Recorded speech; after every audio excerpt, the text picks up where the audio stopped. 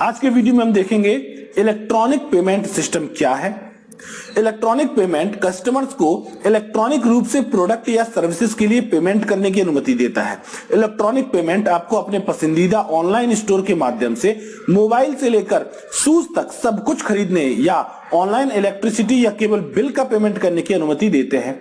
Electronic payment के कुछ तरीके, जैसे एक तो हो गया आरटीजीएस, जिसका फुल फॉर्म होता है रियल टाइम ग्रॉस सेटलमेंट। यह एक ऐसा ऑनलाइन बैंकिंग मेथड है जहां की पैसों का एक बैंक से दूसरे बैंक तक बिना कोई वेटिंग पीरियड के भेजा जाता है।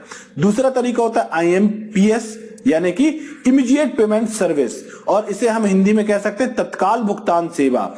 यह एक ऐसी बैंकिंग पेमेंट सिस्टम सेवा है जिसके तहत आप रियल टाइम में पैसे को एक अकाउंट से दूसरे अकाउंट में भेज सकते हैं। जहां एनईएफटी आरटीजीएस में पैसे भेजने में थोड़ा समय लगता है, वहीं आईएमपीएस माध्यम से पैसे भेजने पर यह तत्काल ही कंप्लीट हो जाता है, क्योंकि इसका नाम ही है इमीडिएट पेमेंट सर्विस।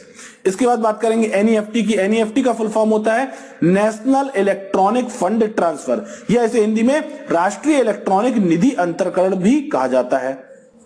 यह एक देशव्यापी इलेक्ट्रॉनिक फंड ट्रांसफर सिस्टम है जिससे पैसे को एक बैंक अकाउंट से दूसरे बैंक अकाउंट में आसानी से और सुरक्षित रूप से भेजा या प्राप्त किया जा सकता है। सभी एनईएफटी सेटलमेंट को बैच वाइज फॉर्मेट में संचालित किया जाता है। इसमें पैसों को इस सिस्टम के माध्यम से पूरे भारतवर्ष में सभी एनईएफटी इनेबल्ड बैंक में इंडिविजुअल बेसिस में भेजा जा सकता है।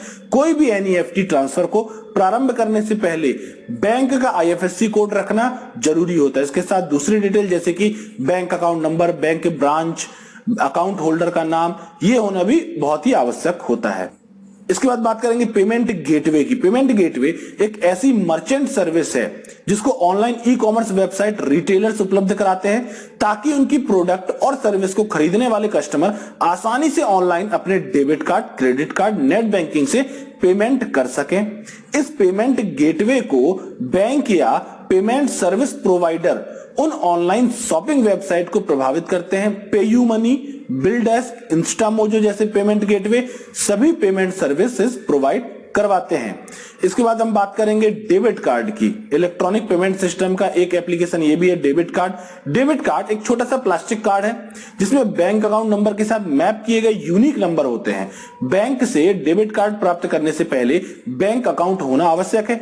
डेबिट कार्ड और क्रेडिट कार्ड के बीच एक बड़ा अंतर यह है कि डेबिट कार्ड के माध्यम से पेमेंट के मामले में अमाउंट तुरंत कार्ड के बैंक अकाउंट से कटौती की जाती है, इसलिए ट्रांजैक्शन के पूरा होने के लिए बैंक अकाउंट में पर्याप्त शेष राशि होनी चाहिए, जबकि क्रेडिट कार्ड लेन देन के मामले में ऐसी कोई बाध्यता नहीं होती है। अब हम बात करते हैं क्रेडिट कार्ड की। क्रेडिट कार्ड का उपयोग इलेक्ट्रॉनिक पेमेंट का सबसे आम तरीका है। जब कोई कस्टमर क्रेडिट कार्ड के माध्यम से प्रोडक्ट खरीदता है तो क्रेडिट कार्ड जारीकर्ता बैंक ग्राहक की तरफ से पेमेंट करता है और कस्टमर के पास एक निश्चित समय अवधि होती है जिसके बाद वह क्रेडिट कार्ड बिल का पेमेंट कर सकता है। यह आमतौर पर क्रेडिट कार्ड मासिक पेमेंट यानी मंथली पेमेंट साइकिल में काम करते हैं। इसके बाद बात करेंगे इंटरनेट बैंकिंग, जो आज के समय में बहुत ही ज्यादा प्रचलित भी है। ई कॉमर्स पेमेंट करने का यह एक और लोकप्रिय तरीका है। यह सीधे कस्टमर के बैंक से ऑनलाइन खरीद के लिए पेमेंट करने का एक आसान तरीका होता है। यह कस्टमर के बैंक से पहले से मौजूद पैसे का पेमेंट करने के डेबिट कार्ड के समान मेथड का उपयोग करता है। नेट बैंकिंग के लिए यूजर को पेमेंट उद्देश्यों के लिए कार्ड रखने की आवश्यकता नहीं होती, लेकिन यूजर को नेट बैंकिंग फीचर के लिए अपने बैंक के साथ रजिस्ट्रेशन करने की आवश्यकता होती है। खरीद को पूरा करते समय कस्टमर को सिर्फ अपनी नेट बैंकिंग का आईडी और पासवर्ड यूज करना होता है। मोबाइल वॉलेट, ई वॉलेट एक प्रीपेड अकाउंट है जो कस्टमर को एक सुरक्षित वातावरण में कई क्रेडिट कार्ड, डेबिट कार्ड और बैंक अकाउंट नंबर स्टोर करने की अनुमति देता है।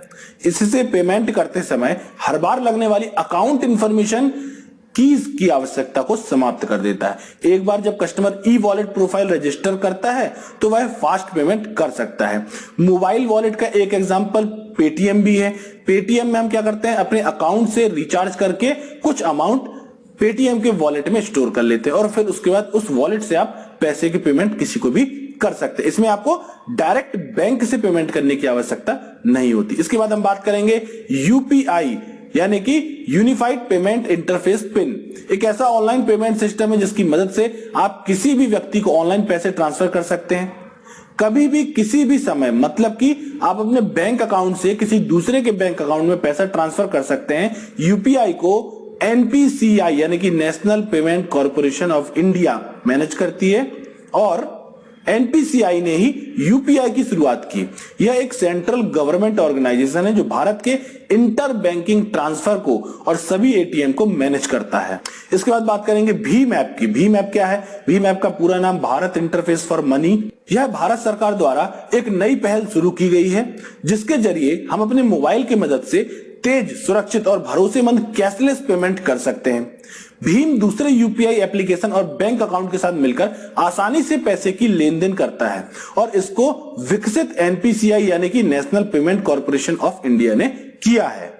इसके बाद बात करेंगे पेटीएम की। पेटीएम जिसका पूरा नाम पे थ्रो मोबाइल ऐप है, एक इंडियन इलेक्ट्रॉनिक पेमेंट कंपनी है। पेटीएम के संस्थापक यानी कि फाउंडर श्रीमान विजय शेखर शर्मा हैं। पेटीएम को 197 कम्युनिकेशन लिमिटेड द्वारा अगस्त 2010 को एक ऑनलाइन मोबाइल रिचार्ज वेबसाइट के रूप में लॉन्च किया गया था, लेकिन आज पेटीएम एक पेमेंट बैंक बन गया है।